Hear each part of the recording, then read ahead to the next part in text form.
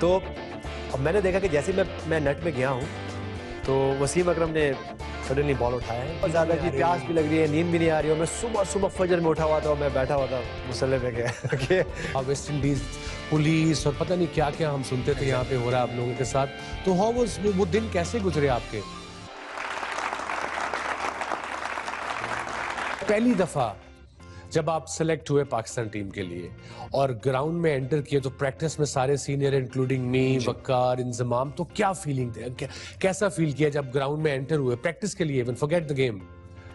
बड़ा, मैंने तो यकीन करें, मैं तो वो दिन आज भी मुझे याद है। वसीम भाई वहाँ बैठे हुए हैं, कार यूनस वहाँ बैठे हुए हैं, शुएब अख्तर वहाँ हैं, इंजमाम उल हक वहाँ बैठे हुए, मोहम्मद यूसुफ वहाँ बैठे हुए और प्रैक्टिस हो रही है और मैं उसका हिस्सा हूँ। इंतखाब हम हमारे कोच हैं, जावेद मियादाद भी वहाँ ऑन एंड ऑफ आ रहे हैं।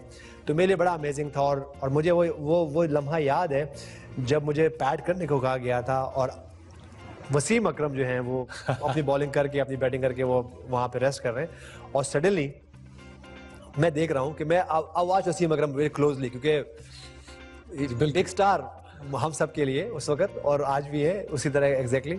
तो अब मैंने देखा कि जैसे मैं नेट में गया हूँ तो वसीम अकरम ने सडनली बॉल उठाया है और वो आए और उन्होंने मुझे 3 बॉलें की और उस 3 बॉलों में आपने सिर्फ 3 बॉलें की। एक पहला इन स्विंग मेरे ख्याल से आपको याद नहीं होगा, लेकिन मुझे वो लम्हा आज भी याद है। पहला मुझे एक इन स्विंग हुआ, फिर मुझे एक आउट स्विंग हुआ और जो तीसरा बॉल था वो एक बहुत तेज किस्म का बाउंसर हुआ। और मुझे ये भी याद है कि उसके बाद आपने मुझे यूं करके देखा है और आपने बॉल जाके रख दिया और आप अपनी जो प्रैक्टिस थी उसमें दोबारा आप शुरू। तो ये तो देख सकते हैं कि 3 गेंदों में मुझे पता लग गया कि ये लड़का आगे जाके 30+ सेंचुरी बनाएगा।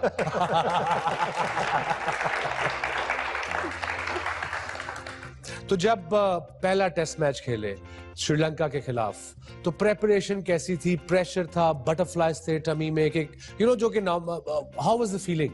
बहुत ज़्यादा थे वसीम भाई। देखिए मेरा पहला टेस्ट मैच था और उससे पहले मैं 3 वनडे खेल गया था और वो जो बटरफ्लाइज थे, टेस्ट मैच की डिफरेंट फीलिंग होती है, वो थोड़ा सा सेटल हो चुका था। लेकिन आप यकीन करें जब फर्स्ट इनिंग में मुझे आउट दिया गया और मैं बैटिंग पैड आउट हुआ तो मेरे सामने मोइन भाई खेल रहे थे।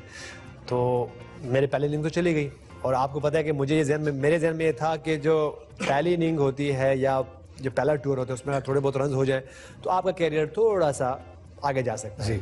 सेकंड इनिंग आई जो एक रात थी, उससे पहले मेरे लिए बड़ी प्रेशर वाली रात थी क्योंकि मतलब प्यास लग रही है, बहुत ज्यादा जी प्यास भी लग रही है, नींद भी नहीं आ रही है और मैं सुबह सुबह फजर में उठा हुआ था और मैं बैठा हुआ था मुसल्ले पे कि अल्लाह आज कोई परफॉर्मेंस करा दे और आज कुछ हो जाए। और यही हुआ एग्जैक्टली कि जब हमारे कुछ प्लेयर्स आउट हुए तो यूनुस खान खेल रहे थे वसीम अकरम के साथ और मुझे ज़्यादा जो फीडबैक मिला वो आपसे मिला उस वक्त।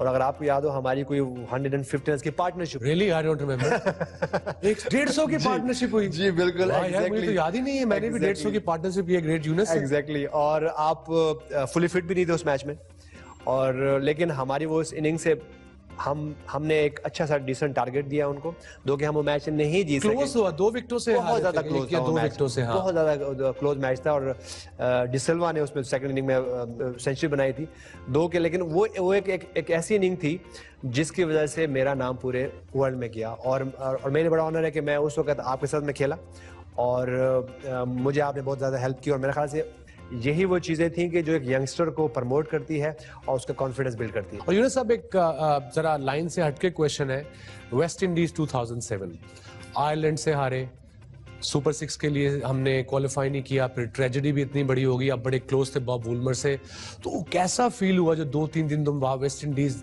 पुलिस और पता नहीं क्या क्या हम सुनते थे यहाँ पे हो रहा है आप लोगों के साथ? तो हाउ वाज वो दिन कैसे गुजरे आपके सबके, आपके पूरी टीम के?